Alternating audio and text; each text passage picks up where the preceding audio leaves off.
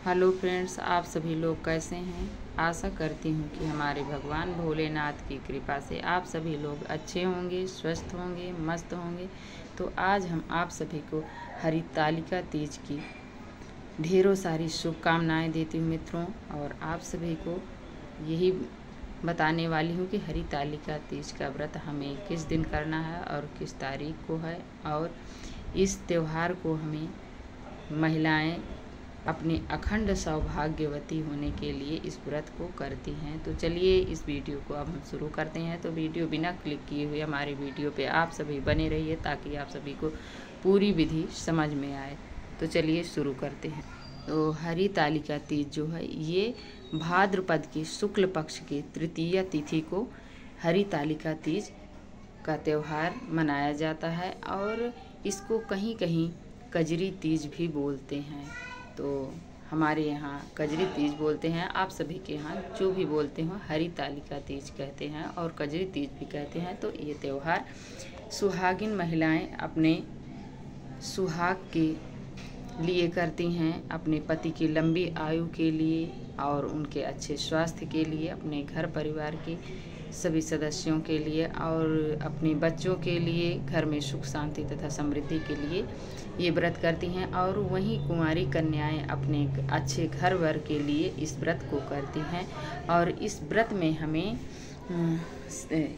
सबसे पहले तो हमें इस व्रत को जब इस व्रत को करती हैं तो हमें उस दिन सुबह जल्दी उठना चाहिए। भोर में इस व्रत में जो है 3 से 4 बार, कहीं कहीं 5 बार स्नान करते हैं। तो हमें जल्दी उठना चाहिए और नित्य कर्मों से निवृत्त होने के उपरांत हमें जल्दी स्नान करना चाहिए। और इस दिन तो विधान है कि आपके आसपास यदि नदी तालाब है तो उसमें स्नान करें, यदि नहीं है तो आप गंगा जल घर में रखे हों तो उसको आप जल में डालकर स्नान करें और स्वच्छ वस्त्र धारण करें। और इसके उपरांत आप आएँ अपने घर में भगवान जी के समक्ष हाथ में पुष्प और अक्षत लेकर व्रत का सबसे पहले आप संकल्प लें। संकल्प लेने के समय आप भगवान जी के समक्ष यही आप बोलें, आप अपने मनोकामना की जो भी आपके अंदर मनोकामना हो और नाम गोत्र लेकर आप बोलिए भगवान जी के समक्ष, हे प्रभु, हे भगवान भोलेनाथ, ये मैं व्रत करने जा रही हूँ और आप मेरे व्रत को पूर्ण करना। फिर इसके उपरांत आप भगवान जी को, आप यदि मंदिर में कर रहे हैं तो ठीक है, गंगा जल से आप पवित्र कर लें। यदि आप कहीं चौकी लगा रहे हैं तो वहाँ पर गंगा जल का छिड़काव करें, अच्छे से पोछा लगा रहे। फिर पोछा लगाकर आप एक लाल रंग का वहाँ पर वस्त्र बिछाएं और उसको गंगा जल से फिर पवित्र करें।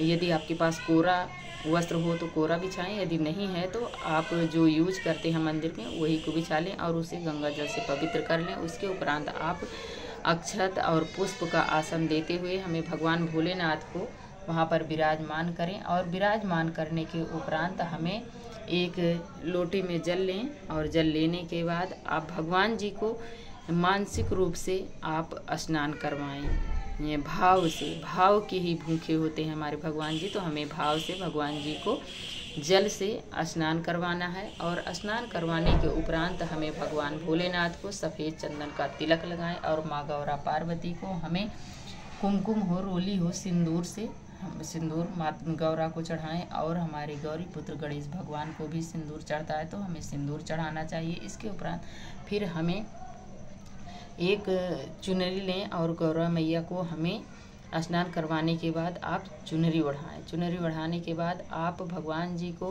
भगवान भोलेनाथ को यदि सफ़ेद फूल है तो आप सफ़ेद फूल चढ़ाएं, यदि नहीं है तो आपके पास जो भी अवेलेबल हो वो पुष्प आप चढ़ाएं।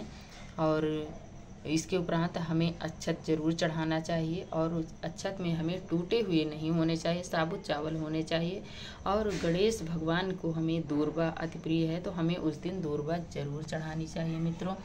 और इस पूजन में हमें कलश की स्थापना मित्रों जरूर करनी चाहिए। तो आप सभी देख सकते हैं, आप एक चावल का ढेर बनाएं और ढेर रखने के बाद आप उसमें अष्टदल कमल बनाएं। अष्टदल कमल जो है बहुत सरल ही तरीके से बन जाता है। तो हमें बना लेना चाहिए। और एक लोटा लें, उसमें मौली बांधें और रेड कलर के आप स्वास्तिक बनाएं।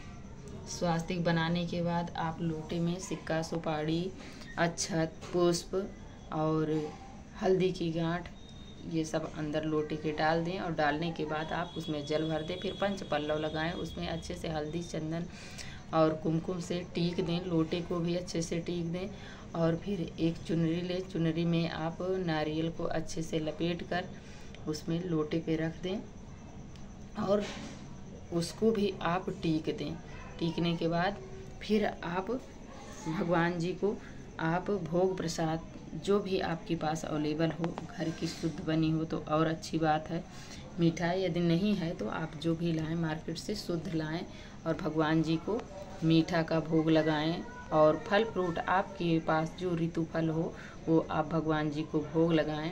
भोग में हमें उस दिन हमारे यहाँ तो खीरा ज़रूर चढ़ाया जाता है मित्रों, तो हमने खीरा भी लिया है।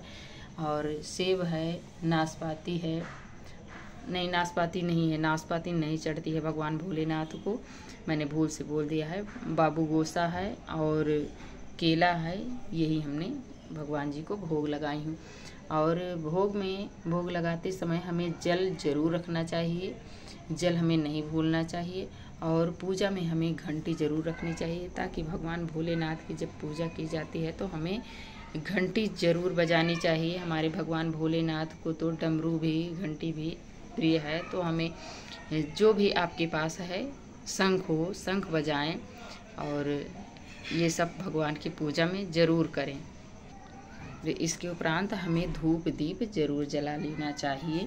और फिर इसके उपरांत हमें माँ गौरा पार्वती के लिए कुछ चीज़ें आप 16 श्रृंगार हो सके तो चढ़ाएं, यदि नहीं है तो आप कुछ श्रृंगार की चीज़ें ज़रूर माँ गौरा को चढ़ाइए। और चढ़ाने के बाद आप इसको कुछ चीज़ें आप अपनी सास को, ननद को आप दान में दे दें।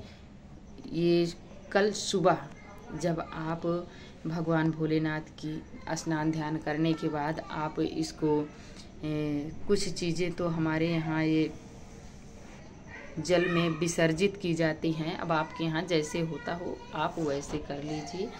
हमारे यहाँ तो इसको कुछ चीज़ें जल में प्रवाहित करते हैं और कुछ चीज़ें हमें दान में दी जाती हैं। और कुछ चीज़ जो होती है सुहाग की, जैसे चूड़ी वगैरह हो गई, बिछुआ पायल हो गया, तो उसमें से कुछ चीज़ें हमें प्रसाद स्वरूप अपने लिए भी रख लेना चाहिए। तो आप सभी देख सकते हैं हमने यहाँ पर माँ गौरा के लिए चूड़ी लिया है, बिंदिया है, नेल पेंट है, सिंदूर है, महावर है, मंगलसूत्र है, क्लेचर है और एक चुनरी है, कान का है और ये पाउडर है, एक इत्र है। इसलिए कि परफ्यूम हमारे भगवान को अति प्रिय है, तो हमें ज़रूर चढ़ाना चाहिए उस दिन।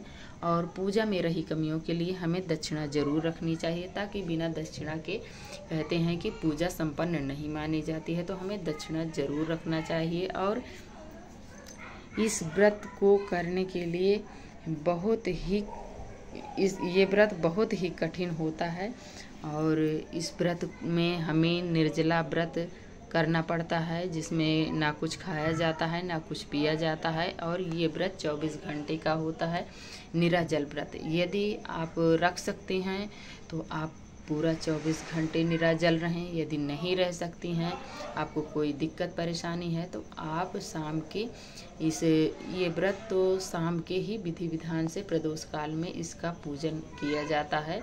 और करने के बाद आप जो लोटे में जल लिए हैं, इस जल को हमें चंद्रमा माता को अर्घ देना होता है। अर्घ देने के बाद ही आप कुछ जलपान कर सकते हैं। और इसके पहले हमें कुछ नहीं खाया पिया जाता है इस व्रत में। और इस व्रत में जब आप कुछ खा के जल ग्रहण करती हैं तो इसमें जल को एक सांस में आपको जल पीना पड़ता है। जितना आप पी सकें एक सांस में पी लें और दोबारा नहीं पिया जाता है। तो ऐसे इस व्रत को करना पड़ता है। ये व्रत बहुत ही कठिन होता है और बहुत अच्छा भी होता है। तो ऐसे हमारे भगवान भोलेनाथ, माँ गौरा पार्वती का पूजन किया जाता है। और करने के उपरांत हमें भगवान भोलेनाथ को आरती करनी चाहिए। ऐसे आपको जो भी भगवान भोलेनाथ की आरती आती हो वो आरती आप बोलें और भगवान की आरती करें। जैसे ओम जय शिव ओंकारा, प्रभु हरि शिव ओंकारा, ब्रह्मा विष्णु सदा शिव अर्धांगी धारा। ओम जय शिव ओंकारा। तो ऐसे हमें आरती करनी है और आरती करने के बाद हमें घंटी ज़रूर बजाना है। घंटी बजाने के बाद हमें भगवान भोलेनाथ के सामने हाथ जोड़कर क्षमा याचना करनी है कि हे प्रभु, यदि मुझसे पूजा में कोई कमी रह गई हो, त्रुटि हो गई हो, गलती हो गई हो तो उसे क्षमा करना प्रभु। तो भगवान भोलेनाथ इतने करुणामय हैं कि वो, उनका नाम ही है भगवान भोलेनाथ, तो वो ज़रूर क्षमा कर देंगे। और भगवान भोलेनाथ हमारे बहुत ही सरल हैं।